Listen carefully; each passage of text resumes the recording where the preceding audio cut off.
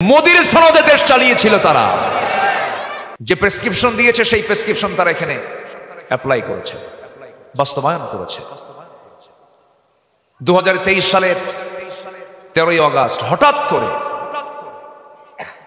হসপিটালে লোক পাঠানো হলো, কি বলে জেলখানায় লোক পাঠানো হলো। বলা হলো, হুজুর আপনি অসুস্থ, আপনাকে হসপিটালে যেতে হবে। উনি বললেন যে আমি অসুস্থ, আমি নিজেই তো জানি না। যিনি অসুস্থ তিনি নিজেই জানেন না। তাকে জোর করে উঠানো হলো গাড়িতে, হসপিটালে ভর্তি করানো হলো। পরিকল্পিত সাজানো নাটক তৈরি করে, পয়জনিং করে আবু হানিফা রাহিমাহুল্লাহর সেই পথেই তাকে বিষ প্রয়োগ করে সেই হসপিটালেই তাকে শহীদ করা হলো। এই তাফসীর মাহফিলের তার তৈরি করা এই প্ল্যাটফর্ম থেকে আমরা সুস্পষ্ট ভাষায় জানান দিতে চাই, যে চক্র এই কিংবদন্তি শহীদ আল্লামা দেলোয়ার হোসেন সাঈদীর হত্যার সঙ্গে যেই চক্র জড়িত, অবিলম্বে তাদেরকে গ্রেফতার করা হোক, চূড়ান্ত শাস্তি নিশ্চিত করা হোক। রাজি আছেন কারা কারা?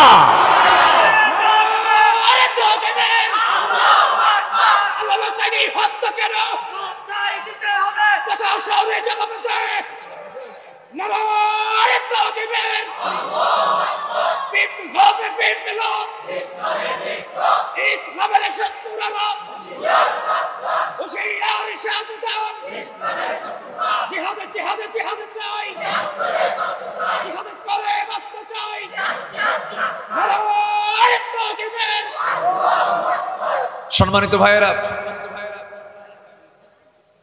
খুন যে করবে, খুনের কোনো ক্ষমা, আস্তে খুনির কোনো ক্ষমা, খুনির কোনো ক্ষমা নেই। যে খুনি, কতলুন নফস, আশ-শাইখুজ জানি, তিনটা অপরাধের শাস্তি ইসলাম মারাত্মক দিয়েছে, জটিল দিয়েছে, সবচেয়ে কঠিন শাস্তি দিয়েছে তিনটা অপরাধের। নাম্বার 1 হচ্ছে কতলুন নফস, যদি কেউ কাউকে হত্যা করে, কোনো কথা নাই, কিসাস। নাম্বার 2, বুড়ো হয়ে গেছে, জিনা বাদ দেয় না, একে শেষ করে দাও। নাম্বার 3 হচ্ছে দিন থেকে ইরতাদ্দাত, সে ফিরে আসছে, দিন থেকে বের হয়ে চলে গেছে, মুরতাদ হয়েছে। যে এই 3 অপরাধীর শাস্তি ইসলাম কখনো লঘু করেছে? লঘু করেছে? ইসলাম তাকে শাস্তি দিতে চাপ দিয়েছে। অতএব এই পর্যন্ত যত হত্যাকাণ্ড হয়েছে, প্রতিটি হত্যাকাণ্ডের বিচার বাংলার জমিনে হওয়া অপরিহার্য একটা দাবি। এটা ঠিক কিনা? আসবে। এতদিন ওরা গণনা করেছে, আমাদের তালিকা করেছে। এক বিচারপতি, কি নাম, শামসুদ্দিন, হ্যাঁ শামসুদ্দিন মানিক। কালা কই না, কালো তো আল্লাহ বানায় দেয়, তাই না? আচ্ছা, এই মানিক আমার নামেও তালিকা করেছিল।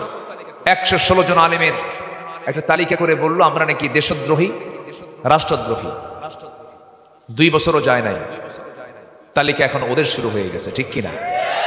তালিকা এখন কি শুরু হয়েছে না? শুরু হয়েছে না? পালানোর জন্য চেষ্টা করলো, সিলেটটাকে চুজ করলো, কিন্তু ও জানে না সিলেটের শাহজালালের উত্তরসূরিরা বসে আছে, বুঝতে পারে নাই। কলার পাতায় ছিল রাত্রে, সিলেটবাসী ভালো আপ্যায়ন করেছে। কোর্টে হাজির হওয়ার সময় বিসি শুদ্ধ আউট করছে, জানেন তো নাকি? জানেন তো সব? হ্যাঁ। সম্মানিত বন্ধুগণ, সম্মানিত ভাইয়েরা, বিশাল সম্পদের পাহাড় বানিয়েছিল একটা গ্রুপের মালিক। চেহারা দেখে মনে হয় জিব্রাইল আসমান থেকে নাজিল হলো। মুখের সাদা দাড়ি, মাথার সাদা চুল, পরনে সাদা পায়জামা, আবার গায়ে সাদা কি সাদা পাঞ্জাবি, জুতোটাও সাদা, ধবধবে সাদা ফেরেশতা চেহারার একটা মানুষ,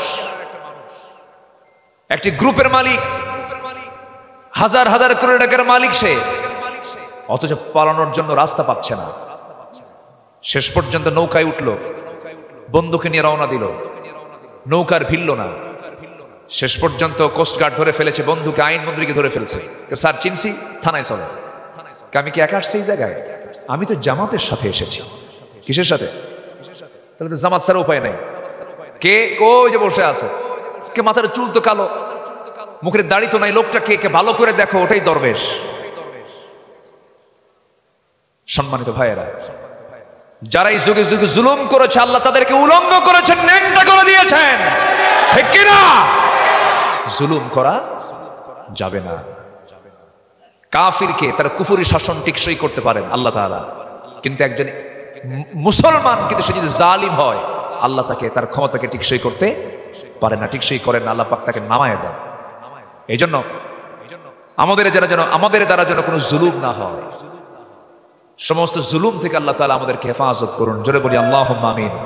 ক্ষমতার মিস ইউজ যেন না হয়, ক্ষমতার অপপ্রয়োগ যেন না হয়, নিজের নামের প্রভাব খাটিয়ে যেন কোনো জুলুম কারোর প্রতি না করা হয়। এই ক্ষেত্রে আমাদের চরম সতর্ক থাকার দরকার আছে না নাই বলেন তো? আচ্ছা, এটা খেয়াল রাখবো আমার বন্ধুগণ।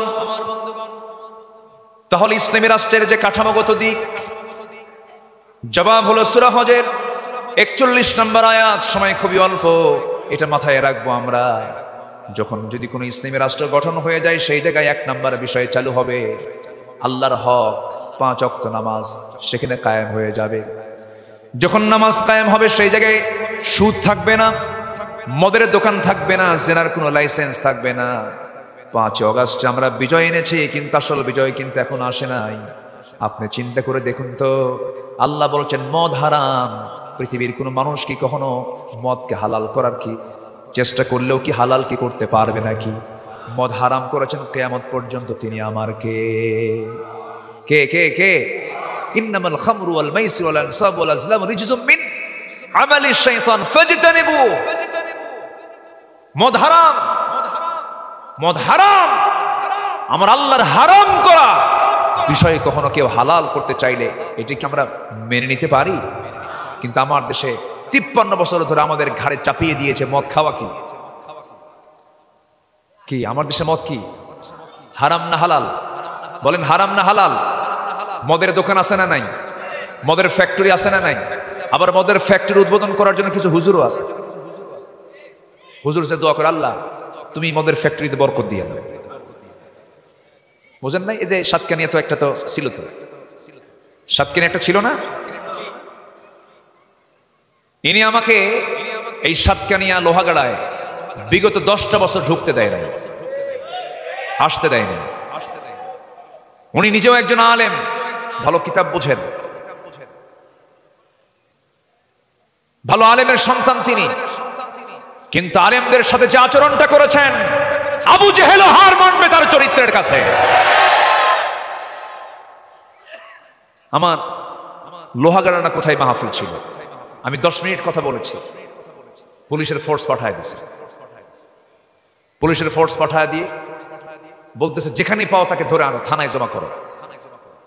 শেষ পর্যন্ত আমাকে না পেয়ে কমিটি জানবাজ হয়ে মোকাবেলা করে কমিটির 2 ভাইকে গ্রেফতার করে থানায় চালান দিয়েছে।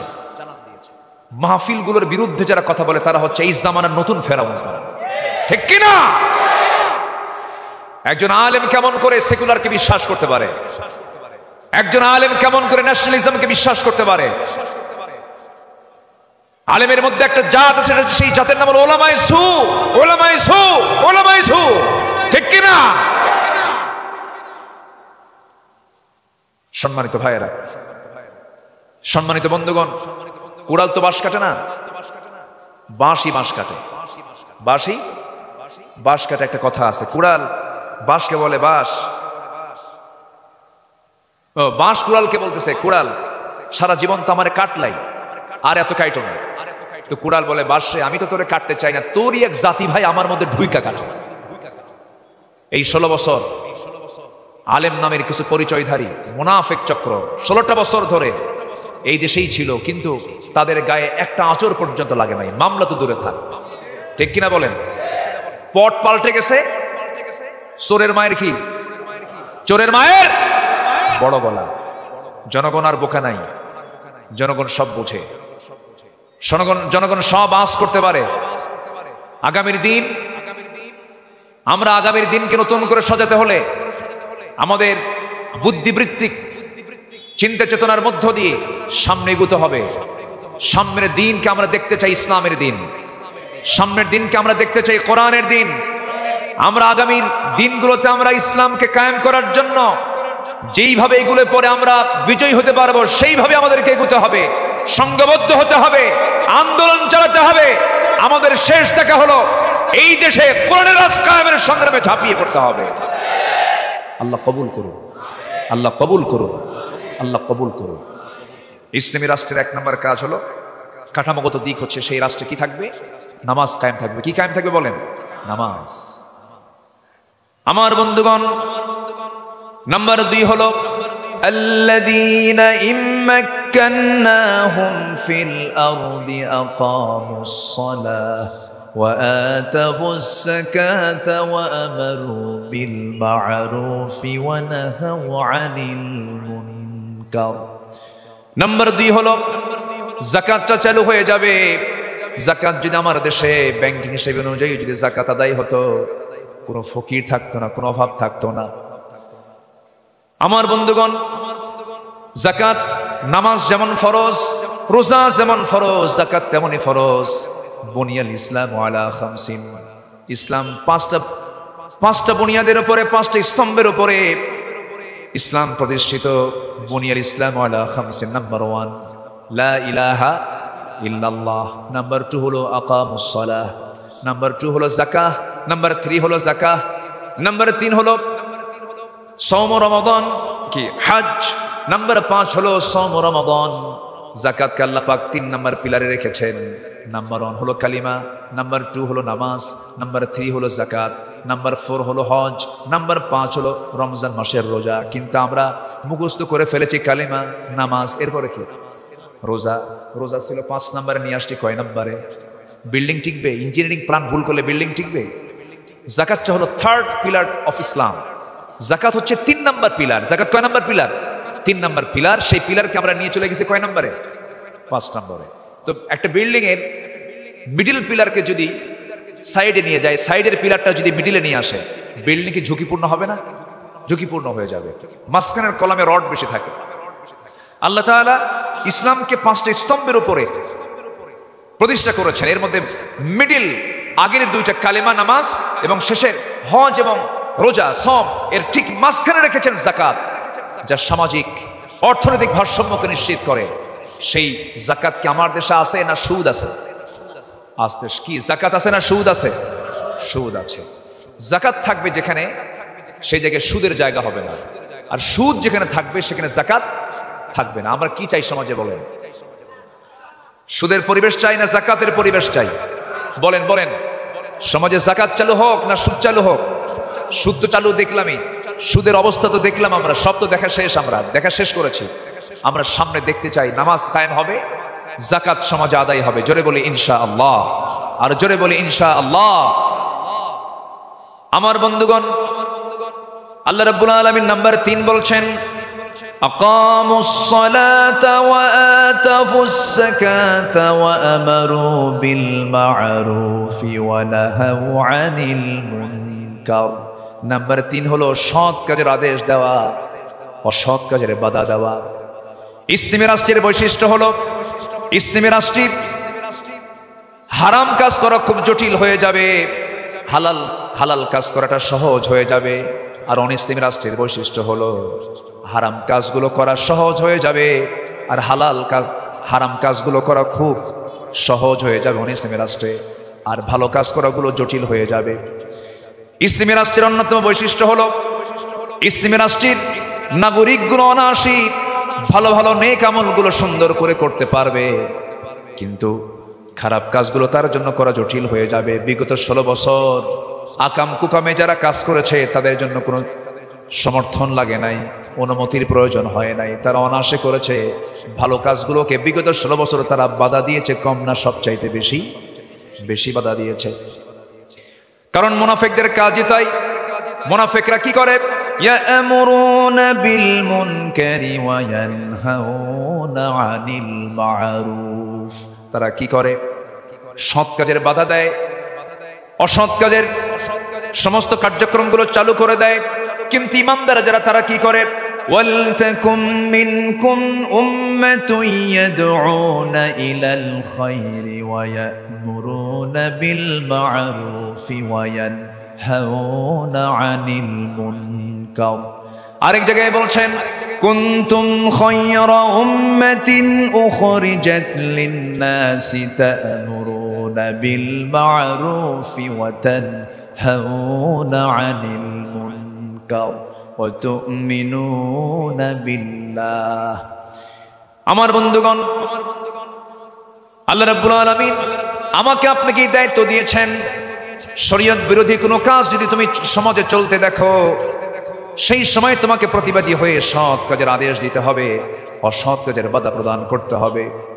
একটা হাদিসে এসেছে, মান রাআ মিনকুম মুনকারান ফালইগাইয়িরহু বিয়াদিহি ফাইন লাম ইসতাতি' ফাবিলিসানিহি ফাইন লাম ইসতাতি' ফাবিকলবিহি ওয়াযালিকা আদআফুল ঈমান আও কামা ক্বালা আলাইহিস সালাতু ওয়াস সালাম।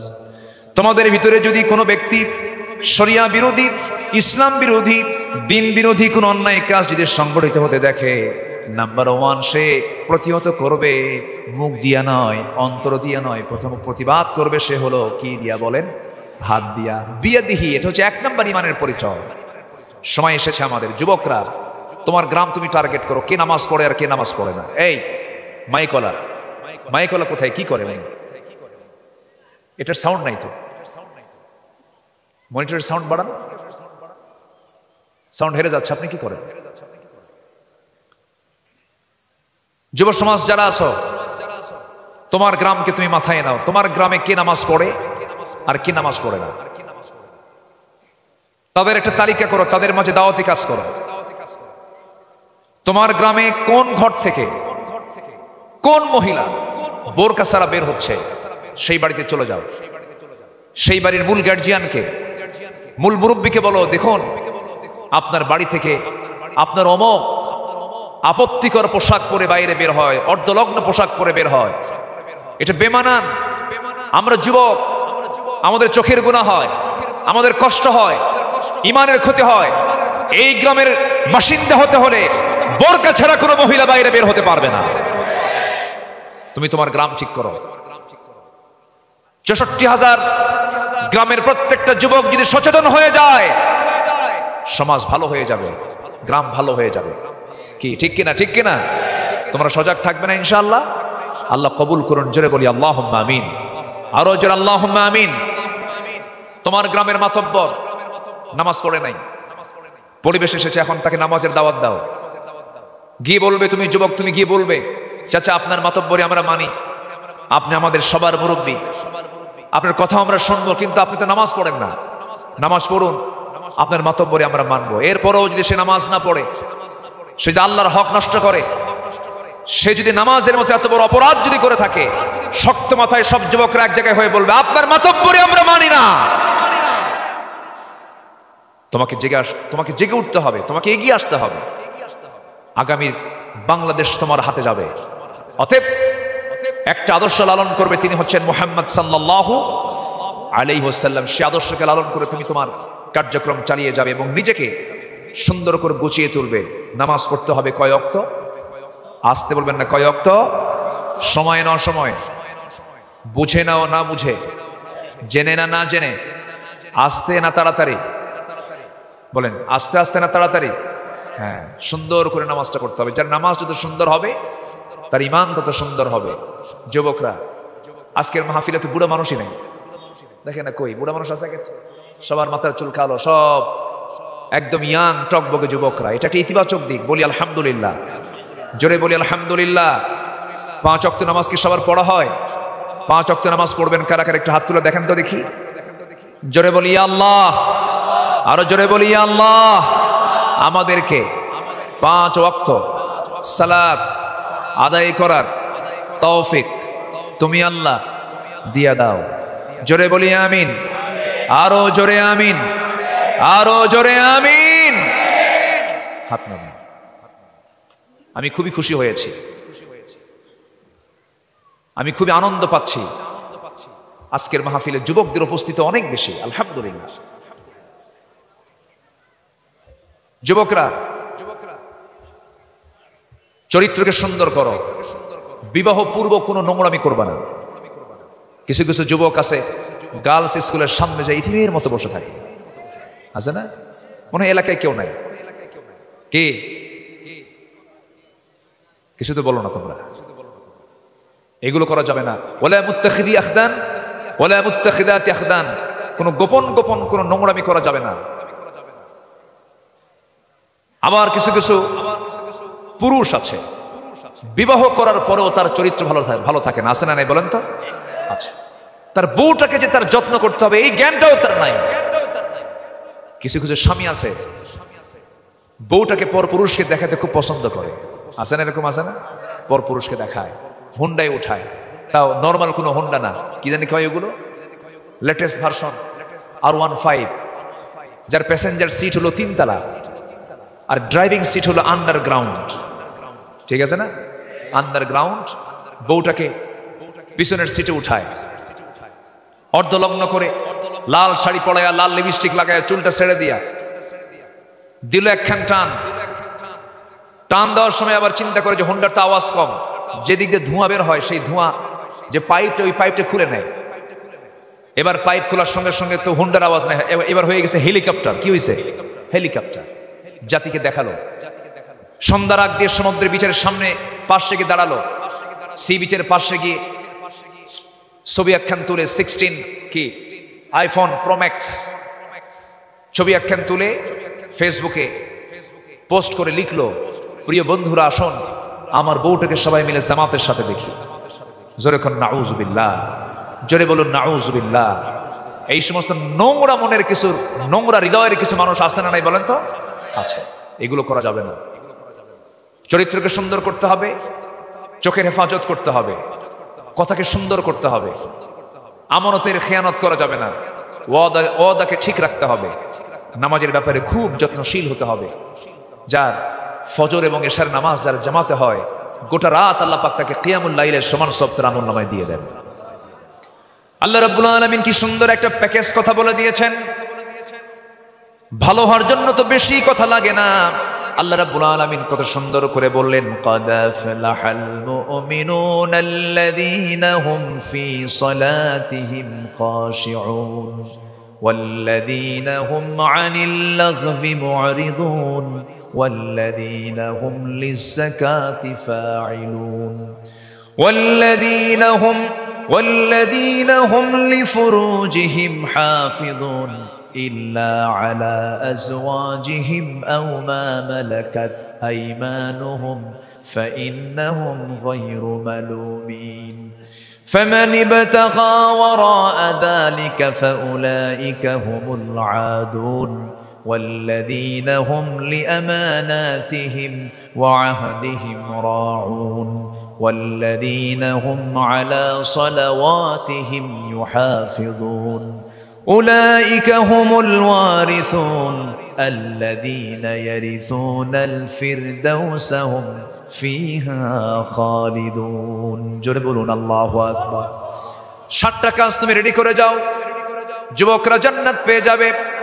আবার আরেক জায়গায় আল্লাহ রাব্বুল আলামিন মুমিনদেরকে সংবাদ জানিয়ে দিতে বলছেন রাসূলকে, যে মুমিনরা 9টা কাজ করবে।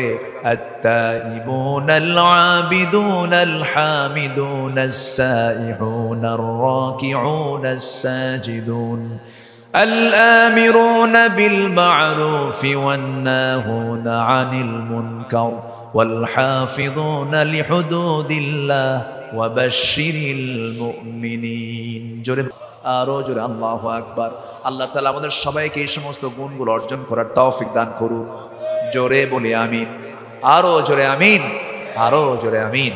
সম্মানিত ভাইয়েরা, সালাতুল ইশা কিন্তু হয়নি আমাদের। সালাতুল ইশা হয়েছে? অনেকের হয়নি। এখানে অনেকে বসেছিলেন, অনেকে নামাজ পড়ে আসছেন, সালাতুল ইশা হয়নি। এরপরে আমার আলোচনার পরেও আরেকজন কাঙ্ক্ষিত মেহমান, যিনি এই উপমহাদেশের শ্রেষ্ঠ একজন মুহাদ্দিস, যার বাংলা কথার চাইতে আরবির হাদিসের ইবারতটাই মুখ থেকে বেশি বের হয়, তিনি হচ্ছেন মাজলুম। আমার অত্যন্ত কাছের, আমি তাকে খুব ভালোবাসি, উনি আমাকে খুব ভালোবাসেন। গত বছর কাতারে, উনি কাতারে দীর্ঘদিন ছিলেন। কাতারে আমাদের দুজনের একসাথেই প্রোগ্রাম ছিল।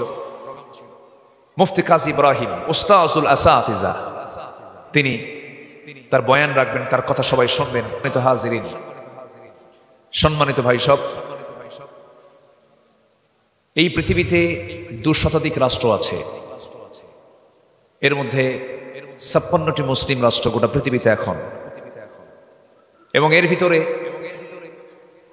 টোটাল জনগোষ্ঠীর গোটা পৃথিবীতে 1/4 হচ্ছে মুসলমান। প্রায় 200 কোটি মুসলমানের দুনিয়া। প্রাকৃতিক খনিজ সম্পদের দিক থেকে ম্যাক্সিমাম অংশগুলো মুসলমানদের দখলই আছে। ধনীর তালিকায় টপ 10 কান্ট্রিজের মধ্যে ভিতরে প্রথম 1 নম্বর থেকে শুরু করে 4-5টা ধনী রাষ্ট্রের তালিকায় মুসলমানরাই পড়েছে। এত কিছু মুসলমানদের ফেভারে থাকার পরেও গোটা পৃথিবীতে আজকে কোন জাতির রক্ত নিয়ে বেশি খেলা হচ্ছে বলেন তো? বলেন কোন জাতিকে নিয়ে? মুসলমানদেরকে নিয়ে গোটা পৃথিবীর ওয়ার্ল্ড যে পলিটিক্স, সেই প্রতিহিংসা বলেন, হিংসাত্মক মনোভাব বলেন, যেভাবেই যেদিক দিয়ে বলেন না কেন, সবকিছুর শিকার হচ্ছে আজকে মুসলিম উম্মাহ। সম্মানিত উপস্থিতি, এত জনগোষ্ঠী থাকার পরও, এত মুসলমান থাকার পরও এই অবস্থা কেন হচ্ছে? এটার মূল কারণ হলো মুসলিম আজকে ইসলাম থেকে কাছে না দূরে। মুসলিম আজকে একজন মুমিন আজকে কোরআন থেকে অনেক দূরে চলে গেছে। কোরআনটাকে শুধুমাত্র নাম সর্বস্ব একটি ধর্মীয় কিতাব তারা মনে করে। আমার দেশে 1-2টা দল নয়, যে দেশের 90% জনগোষ্ঠী হলো মুসলমান, সেই দেশের নন ইসলামী পার্টি বাদ দিয়ে শুধু ইসলামী পার্টির দিকেও যদি আমি তাকাই, বিভিন্ন গ্রুপিং সহ প্রায় 53টা ইসলামী দল। কয়টা? 53টা। কিন্তু একটা বিষয় বলেই ফেলি, আমার পাশে যিনি বসে আছেন অনেক মাজলুম দলের, তিনি একজন লিডার, তিনি নিজেও মাজলুম। 5 অগাস্টের কয়েকদিন আগে এই দেশে তৎকালীন গভর্নমেন্ট একটা দলকে নিষিদ্ধ করেছিল। কয়টা বলেন তো? এই দেশে কি একটাই দল? আসতে বলে একটাই দল? দল তো আরো ছিল। শুধু গুনে গুনে তারা বেছে বেছে কয়টা দল নিষিদ্ধ করেছিল? একটা দল। অঙ্ক বুঝে নিতে হয়। অঙ্ক নিজের মাথায় এটাকে চালিয়ে বের করে নিতে হয় ফলাফল। সাধারণ মানুষ হককে না চিনলেও বাতিল কিন্তু ঠিকই হককে চিনে। আসতে কন কেন? বাতিল কিন্তু ঠিকই হককে চিনে। তারা চেয়েছিল একটি নির্দিষ্ট দলকে নিষিদ্ধ করা, কিন্তু তারা এমন জায়গায় হাত দিয়েছে, তারা নির্দিষ্ট দলকে নিষিদ্ধ করতে চায় নাই, তারা চেয়েছিল ইসলামকে নিষিদ্ধ করতে, তারা নিষিদ্ধ হয়ে গেছে। ইসলাম কার? বলেন ইসলামটা কার? ইন্নাদ-দীনা ইনদাল্লাহিল ইসলাম। ইসলাম কারো না। সম্মানিত ভাইয়েরা, ফেরাউন নমরুদের কথা আমরা মুহতারাম মেহমানের কাছ থেকে শুনেছি। ফেরাউন পৃথিবীতে বেঁচে ছিল হলো 1600 বছর। কত বছর বলেন তো? 1600 বছর। আর এরা ছিল হলো 16 বছর। সংখ্যার যে মিল হলো কেমনে বুঝলাম না। চরিত্রের মিল আছে তো? ফেরাউনের ভিতরে এই নেশাটা ছিল, ক্ষমতায় থাকতেই হবে, ক্ষমতায় থাকতেই হবে। সেই ক্ষমতাকে পাকাপোক্ত করার জন্য সে তার ফ্যামিলি পর্যন্ত ধ্বংস করেছে, সে তার বউকে পর্যন্ত হত্যা করেছে, পরিবারকে ধ্বংস করেছে। এই ফেরাউন কম কিছু করেছে? অনেক কিছু করেছে। আসিয়া আলাইহিস সালাতু ওয়াস সালাম হক যখন পেয়ে গেলেন, কালিমা গ্রহণ করে নিলেন, ফেরাউন এসে বলে, আসিয়া কি যেন শুনলাম। শুনবেন কেন? দেখেন, আশহাদু আল্লা ইলাহা ইল্লাল্লাহ। ফেরাউন বলে ফেললো, তুমি অবলীলাই বলে ফেললে এটা, তুমি কি জানো এটার ফলাফল কি হতে পারে? উনি মুচকি হাসি মেরে বললেন, কি হবে? মরে যাবো তো। আমি আল্লাহর কাছে চলে যেতে চাই, কিন্তু বাতিল শক্তির কাছে মাথা নত করতে চাই না। শেষ পর্যন্ত ফেরাউন হিমশিম খেয়ে গেল, কি করা যায়। চরম একটা ক্রাইসিস মুহূর্তে পড়ে গেল। ফেরাউন হামানদের সঙ্গে পরামর্শ করলো, কি করা যায়, কি সিদ্ধান্ত নেওয়া যায়। হামান বলে দিল, বুকের শত্রু, বড় শত্রু, একে বাঁচানো যাবে না, একে দুনিয়া থেকে বিদায় করে দিতে হবে। আসিয়া আলাইহিস সালাতু ওয়াস সালামের কাছে শেষবারের মতো আলটিমেটাম দিয়ে ফেরাউন বলছে, আসিয়া তুমি হলে ইজিপ্টের ফার্স্ট লেডি অফ ইজিপ্ট, এই জনপদের তুমি হলে 2 নম্বরের নাগরিক, আমার পরেই তোমার দাম।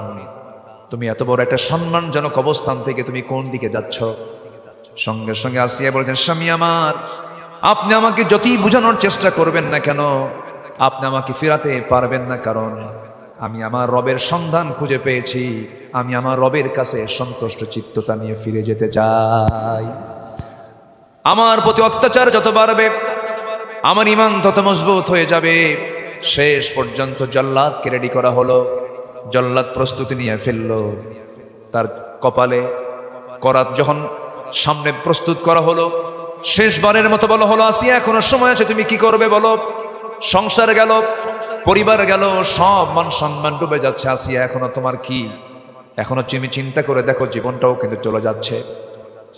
মুচকি হাসি মেরে আসিয়া আলাইহিস সালাতু ওয়াস সালাম সেই সময় তিনি আজ থেকে 4000 বছর আগে একটা দোয়া করেছিলেন। সেই দোয়াটা আজও কোরআনে কোট করা আছে। আল্লাহ রাব্বুল আলামিন তার দোয়াটা কোরআনে কারীমের সূরা তাহরিমের মধ্যে কোট করেছেন, রব্বি বিনিলি ইনদাকা বাইতান ফিল জান্নাহ ওয়া নাজ্জিনি মিন ফিরআউনা ওয়া আমালিহি। জোরে বলুন আল্লাহু আকবার। কি সুন্দর দোয়া তিনি করলেন। আয় আল্লাহ তাআলা, তুমি আমার জন্য বানায়া দাও, রব্বি বিনিলি, আমার জন্য বানায়া দাও, বাইতান একটা ঘর, ইনদাকা তোমার কাছে, বাইতান ফিল জান্নাহ জান্নাতের ভিতরে একটা ছোট্ট ঘর দিবা। বুয়ুতুন বহুবচন, বেশি ঘর চাইলেন না, চাইলেন মাত্র কয়টা ঘর। আসতে বলবেন না, কয়টা ঘর। কিন্তু সেই ঘরটা চাইলেন কার ঘরের সাথে? কার ঘরের সাথে? আল্লাহ ইনদাকা তোমার সাথে ছোট্ট একটা ঘর তুমি আমাকে দিয়ে দাও। ওয়ানাজ্জিনি মিন ফিরাউনা ওয়া আমালিহি, এবং ফিরাউনের দুষ্কর্ম অপকর্ম থেকে তুমি আল্লাহ আমাকে নাজাত দিয়া তুমি আমাকে এখান থেকে দুনিয়া থেকে বিদায় করে নাও। আমি চলে যেতে চাই। শহীদ হয়ে গেলেন, দুনিয়া থেকে সাক্ষ্য প্রমাণ করে বিদায় হয়ে গোটা দুনিয়ার সমস্ত মুমিন মুমিনা নর নারীদেরকে জানান দিয়ে দিলেন, হকের পক্ষে টিকে থাকতে গেলে এমন করে হাসি মুখে জীবন দিয়ে দিতে হয়। জোরে বলি সুবহানাল্লাহ। ফেরাউন শুধুমাত্র তার নেশা ছিল ক্ষমতা পাওয়া। আবু জেহেল শুধুমাত্র নেশা ছিল হলো ক্ষমতা। ফেরাউন জানতো মুসা সত্য নবী, জানতো সে। আবু জেহেল যেদিন বদর প্রান্তরে আসে, 3.5 থেকে 400 মাইল অতিক্রম করে লোহিত সাগরের পাশ দিয়ে এত কষ্ট করে 1000 সৈন্য নিয়ে বদর নামক প্রান্তরে হাজির হলো। অথবা সাইবা, মুগিরা, ওয়ালিদ, এই সমস্ত কাফের মুশরিকরা বলে ফেললো, আবু জেহেল, এই যে কষ্ট করে আমরা এত দূর থেকে বদর প্রান্তর পর্যন্ত আসলাম যে লোকটার বিরুদ্ধে যুদ্ধ করার জন্য, আসলে সত্যি করে আবু জেহেল বলতো মুহাম্মদ লোকটা কেমন? আবু জেহেল বলে ফেললো, আকাশের নিচে আর জমিনের উপরে আমার চোখে দেখা মুহাম্মদ বিন আব্দুল্লাহর চাইতে ভালো মানুষ আমার চোখে পড়েনি। কার বক্তব্য? আবু জেহেল। সবাই বলে ফেললো, তাহলে যুদ্ধ করতে আসলাম কেন? আবু জেহেল বলে ফেললো, যুদ্ধ করতে আসার একমাত্র কারণ হলো চেয়ার। এই ক্ষমতাকে আমি কখনো হারাতে চাই না। সম্মানিত বন্ধুগণ, বিগত 16 বছর তাদের রোগ একটাই ছিল, সেটা হলো অবৈধ ক্ষমতার মোহ। ঠিক কিনা বলেন? কি বৈধ না অবৈধ? বৈধ না অবৈধ? অবৈধ। যারা অবৈধ পন্থায় থাকতে চেয়েছে যুগে যুগে, আল্লাহ তাদেরকে ইতিহাসের আস্ত করে নিক্ষিপ্ত করেছেন। যুগে যুগে ইতিহাসগুলো তার বড় প্রমাণ। যুবকরা, তোমরা অনেক বড় অবদান রেখেছ। আমি তো ভাবছিলাম যুবকরা মনে হয় ধ্বংস হয়ে গেছে। ইয়াবা, বাবা, ফেন্সিডিল, ফ্রি ফায়ার, পাবজি, আর কি আর কি ক্যাসিনো, এই সমস্ত দিয়ে যুবক সমাজ মনে হয় ধ্বংস হয়ে গেল, মনে হয় শেষ হয়ে গেছে। কিন্তু না, জাতে মাতাল তালে ঠিক। জায়গা মতো তারা হানা দিয়েছে, জায়গা মতো তারা আক্রমণ করেছে, আন্দোলন করেছে, বিজয়ের ডাক দিয়েছে, জুলুমের বিরুদ্ধে দাঁড়িয়েছে। তোমরা বিজয় এনেছো, কিন্তু এখন সবচাইতে বড় চ্যালেঞ্জ হলো এটাকে ধরে রাখার দরকার আছে না নাই? ধরে রাখার জন্য একমাত্র একটাই আদর্শ প্রয়োজন, একটাই উসওয়ায়ে হাসানা, সেটা হচ্ছে মুহাম্মদ সাল্লাল্লাহু আলাইহি ওয়াসাল্লাম। আল্লাহ রাব্বুল আলামিন বলেন, লাকাদ কানা লাকুম ফি রাসূলিল্লাহি উসওয়াতুন হাসানাতুন লিমান কানা ইয়ারজুল্লাহা ওয়াল ইয়াওমাল আখির ওয়া যাকারাল্লাহা কাসীরা। জোরে বলুন আল্লাহু আকবার। তোমাদের জন্য উত্তম আদর্শের বাস্তব নমুনা কেউ নয়। তোমাদের জন্য উত্তম আদর্শের বাস্তব নমুনা শুধুমাত্র একজন ব্যক্তি, যার চারিত্রিক সনদ পৃথিবীর কেউ দেয় নাই, যার চারিত্রিক সনদ দিয়েছেন আরশের মালিক মহান রব্বুল আলামিন। জোরে বলুন সুবহানাল্লাহ।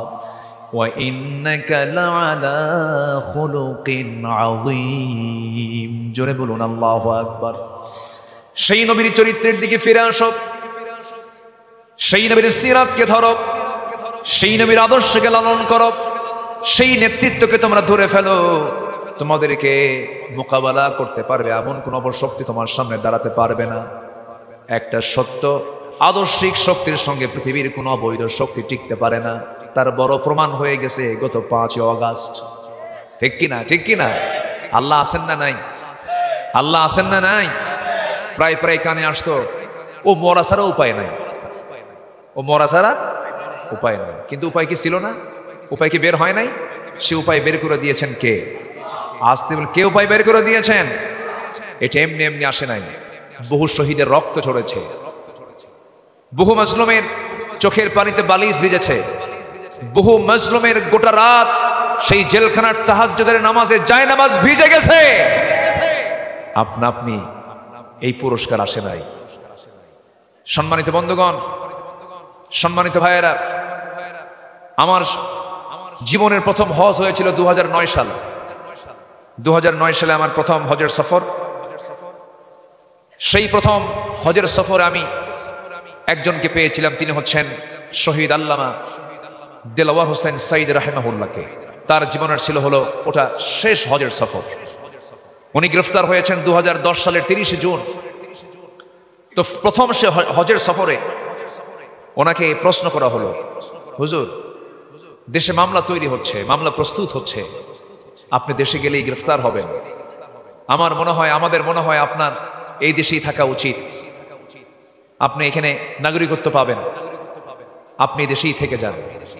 উনি শুনলেন, মুচকি হাসি মেরে জবাব দিয়ে বললেন, আমার দল, আমার যারা কর্মী, আমার দেশ, আমার জনগণ, আমি তাদেরকে এত বড় বিপদে ফেলে আমি আরামে বাইরে থাকবো, এমন চরিত্র আমার রাসূল শিখান নাই।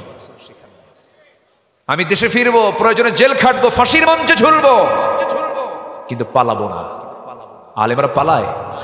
16 বছর কত রাজাকারের গালি দিয়েছে, কেউ কি পাকিস্তান গেছে? কিন্তু দিল্লির যারা রাজাকার তারাই সব দিল্লি গিয়ে বসে আছে, ঠিক কিনা? ওদের চোখে মানায়, ওদের মুখে মানায় না আমরা পালাই, ওরা পালায়। আমরা দেশকে ভালোবাসি, আমরা পালাবো কোথায়, যাবো কোথায়? এটাই আমাদের গন্তব্য, এটাই আমাদের ডেস্টিনেশন, ঠিক কিনা? আমাদের জীবন মরণ এখানেই সবকিছু। এখন আমাদের দায়িত্ব হচ্ছে, একটা কাজ এখন সামনে পড়ে আছে, সব তো দেখলাম আমরা। কেউ 25 বছর, কেউ 16 বছর, কেউ 9 বছর, মঈনুদ্দিন ফখরুদ্দিন কেয়ারটেকার গভর্নমেন্টের কয়েক বছর, এই 53 বছর সব তো আমরা দেখলাম। সব দেখা তো শেষ। সবার নামের আগে মোহাম্মদ আছে, নবীর নামও আছে, সাহাবীদের নামও আছে, এই সমস্ত যারা সরকার গঠন করেছিলেন। মুসলিম পরিবারের সন্তান হওয়ার পর মিনিমাম নামাজের আইনটাও কোন সরকার তারা বাস্তবায়ন করে নাই। জাহান্নাম থেকে বাঁচার জন্য 1 নম্বর আমল কি করা? বলেন বলেন, কি কি বলেন, কি বলেন বলেন, কি? নামাজ। তাহলে ন্যূনতম নামাজের আইনটাও যারা 53 বছরে বাস্তবায়ন করতে পারে নাই, তারা কি করবে, তারা কি করতে পারে, আমাদের আর বোঝার দরকার নাই। সব দেখা শেষ। আগামীর দেশ আমরা দেখতে চাই কোরআনের দেশ, ইসলামের দেশ। রাজি আছেন কারা কারা? হাত উঁচু করে দেখান মুসলমান।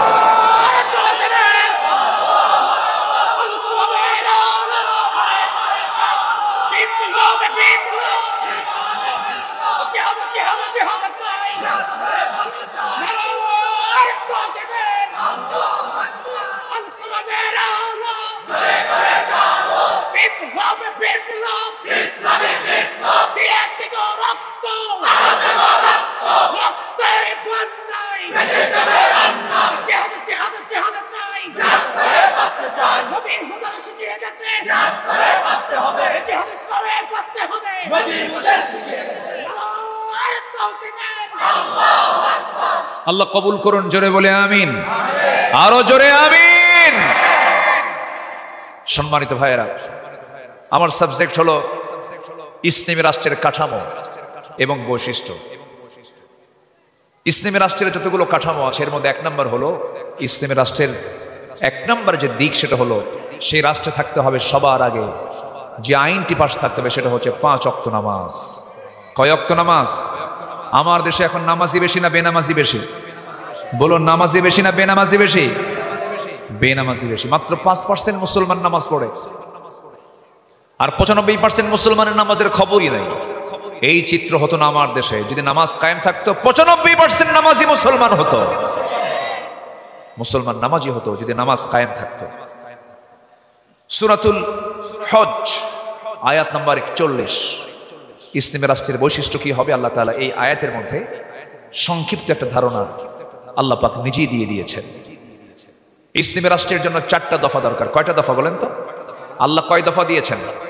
আমরা এত দফা মানি না, 19 দফা, 14 দফা, 13 দফা, 9 দফা, সব দফা বাদ। আমরা নেব কার দফা? বলেন কার দেওয়া দফা নেব? 4 দফা। আল্লাহ রাব্বুল আলামিন বলেন, الذين إن مكناهم في الأرض أقاموا الصلاة وآتوا الزكاة وأمروا بالمعروف ونهوا عن المنكر ولله عاقبة الأمور জোরে বলুন আল্লাহু আকবার। এই দুনিয়ার জিন্দেগিতে যারা রাজত্ব পাবে, আমি যাদেরকে রাজত্ব দেব, ক্ষমতা দেব, যাদের কথা দিয়ে আইন পাশ হয়ে যাবে, ওই সমস্ত ব্যক্তিদের জন্য আমার আল্লাহ 4টা দফা দিয়ে দিয়েছেন। কয়টা দফা বলেন? তারা রাষ্ট্র ক্ষমতা পেলে পরে তারা 4টা কাজ করবে। 1 নম্বর হলো তারা করবে কি? আকামুস সালাহ, নামাজটা তারা কায়েম করে ফেলবে। প্রধানমন্ত্রী পিছনে মন্ত্রী পরিষদ নামাজ পড়বে, মন্ত্রী পিছনে সচিবরা নামাজ পড়বেন, এসপির পিছনে ওসিরা নামাজ পড়বেন, ডিআইজির পিছনে এসপিরা নামাজ পড়বেন। এইরকম করে করে চেয়ারম্যানদের পিছনে মেম্বাররা নামাজ পড়বেন। প্রত্যেকটা অফিসের বড় অফিসার তিনি ইমাম হবেন। প্রেসিডেন্টের পিছনে বাকি সব লোকগুলো নামাজ পড়বেন। বাইতুল মুকাররমের খতিব কোনো নিয়োগপ্রাপ্ত খতিব হবে না, বঙ্গভবনের বাসিন্দা হবেন বাইতুল মুকাররমের খতিব। কি ঠিক কিনা? নামাজ কায়েমের যদি পরিবেশ চলে আসে, এই চিত্রই চিত্রায়িত হবে। প্রেজেন্ট ওয়ার্ল্ডেও কিছু দেশে এই চিত্র চিত্রায়িত হয়েছে, যে জায়গায় আমেরিকা হাজারবার চেষ্টা করেও টিকতে পারে নাই, লেজ গুটাইয়া সব বিদায় নিয়েছে। সেখানে ইসলামী হুকুমত কায়েম হয়েছে। আফগানিস্তানের নাম শোনেন নাই? গত ঈদের মাঠের একটা চিত্র দেখলাম, যিনি প্রধান রাষ্ট্রের তিনি নামাজ পড়াচ্ছেন। চোখটা জুড়ালো, হৃদয়টা জুড়ালো। সবাই আমরা কেমন কি চিত্র দেখতে চাই।